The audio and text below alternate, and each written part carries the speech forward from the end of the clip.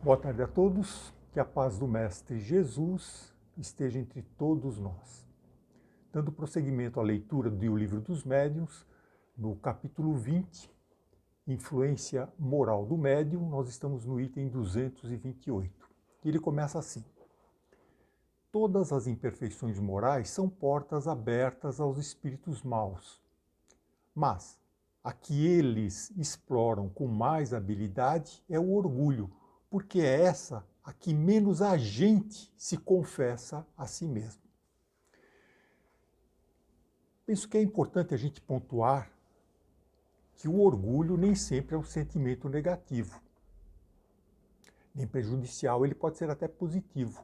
Quando, por exemplo, nós ficamos alegres, nós dizemos que nos sentimos orgulhosos pelo nosso filho, pelo nosso neto, ter tirado uma boa nota, ter entrado na faculdade, ter conseguido um bom emprego. No entanto, Kardec está se referindo aqui a uma imperfeição moral. E essa imperfeição moral que Kardec se refere, ela é muito traiçoeira. Ela nos confunde, ela não só engana às vezes aos outros, como ela engana a nós mesmos que a estamos praticando. O orgulho tem uma capacidade de se travestir, de parecer humildade, mas é uma humildade que não é genuína, é uma imitação da humildade, é uma falsa humildade. E esse orgulho dissimulado em humildade, é uma porta, como diz Kardec, aberta aos espíritos maus. Então, para explicar melhor, na tradição canônica, na tradição dos anacoretas, os anacoretas eles eram aqueles monges eremitas do início do século, dos tempos do cristianismo. Eles viviam em cavernas, passavam a vida inteira no deserto, comendo gafanhotos, mel silvestre, como João Batista, como São João Batista. E essa história é a história de Santo Antão. Santo Antão, segundo essa tradição, ele morreu com 105 anos, tendo passado uma vida inteira de humildade, morando numa caverna, jejuando, e sendo atacado diariamente pelo demônio, que parecia querer desviá-lo de seus propósitos, de se transformar numa pessoa humilde, vencer seus vícios negativos. Dentro da caverna, ele era assediado pelo diabo, como se conta a história, por desejos de comida, bebida farta. Toda vez que ele sentia aquela vontade, parece que ele via aquilo tudo. E luxúria também, né? Mas Antão era um homem excepcional. Ele resistia a tudo, demonstrando muita humildade, submissão, e foi vencendo gradativamente todos os seus defeitos. Quando ele morreu, segundo a tradição, ele foi para o céu e por isso foi considerado um santo. Já segundo uma tradição apócrifa, essa foi contada pelo filósofo Leandro Carnal e que achei muito interessante, que exemplifica bem o tema que nós estamos tratando. Segundo essa tradição apócrifa, quando Antão estava chegando ao fim da vida, já com 105 anos, o diabo, que estava o tempo todo ao lado dele, tentando, lhe disse: Antão, você venceu, eu vou embora. Pela primeira vez na história, alguém foi mais forte do que eu. Agora, não consigo mais perceber nenhum defeito seu. E fez o gesto de começar a se retirar da caverna. Antão, atônito, ele caiu de joelhos e agradeceu a Deus com uma oração simples, dizendo: muito obrigado, meu Deus. Agora me tornei um santo.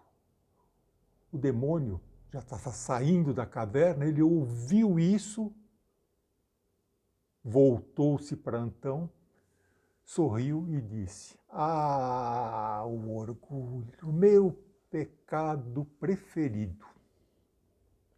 Só no finalzinho da vida, quando já se sentia vitorioso, foi que Antão deixou escapar. Deixou escapar que o desejo dele. Ele não queria ser humilde para agradar as pessoas, para auxiliar as pessoas ou agradar a Deus. Ele queria ser, lá no fundo, ele queria demonstrar humildade para se tornar um santo. Era o desejo dele, era o orgulho dele. E o demônio, como não era bobo, ele já tinha visto isso desde o início. Mas sabia também que se falasse a Antão, esse não reconheceria essa imperfeição moral. Ele sempre ia encontrar uma desculpa para explicar esse tipo de procedimento e não ia modificar. Então, o demônio, esse espírito mau, ficou atormentando perto dele, observando ele a vida inteira, né? E então a gente chega até à conclusão que os espíritos maus, no fundo, são nossos amigos, porque através da dor eles nos conduzem a uma superação dos nossos defeitos. Dito isso, vamos dar prosseguimento à leitura. E diz aqui: o orgulho tem posto a perder numerosos médiuns dotados das mais belas faculdades que, sem ele, sem o orgulho, seriam instrumentos excelentes e muito úteis. Tornando-se presa de espíritos mentirosos, suas faculdades foram primeiramente pervertidas, depois aniquiladas, e diversos se viram humilhados pelas mais amargas decepções.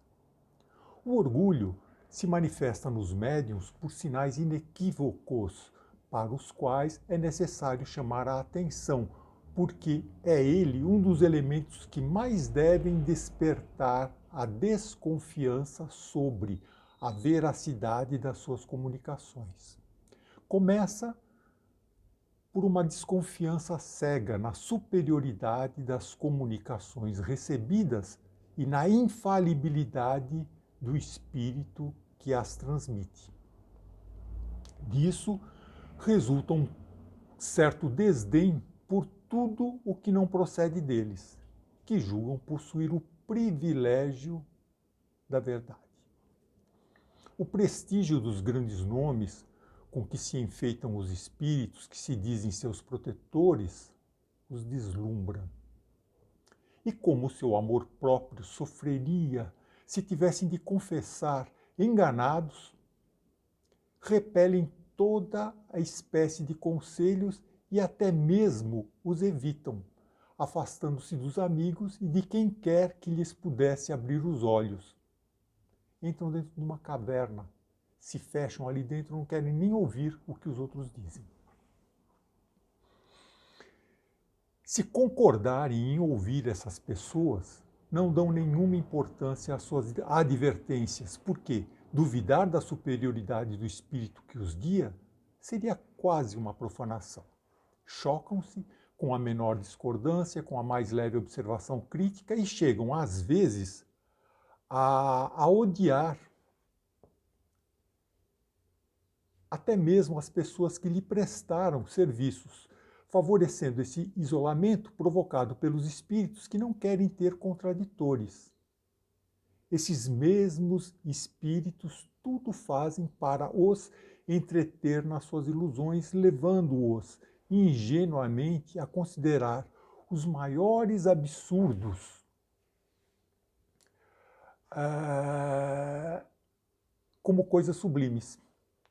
Assim, confiança absoluta na superioridade das comunicações obtidas, desprezo pelos que não vierem por seu intermédio, das que não vierem por seu intermédio, consideração irrefletida pelos grandes nomes, rejeição de conselhos, repulsa a qualquer crítica, afastamento dos que podem dar opiniões desinteressadas, confiança na própria habilidade, apesar da falta de experiência, são essas as características dos médiuns orgulhosos.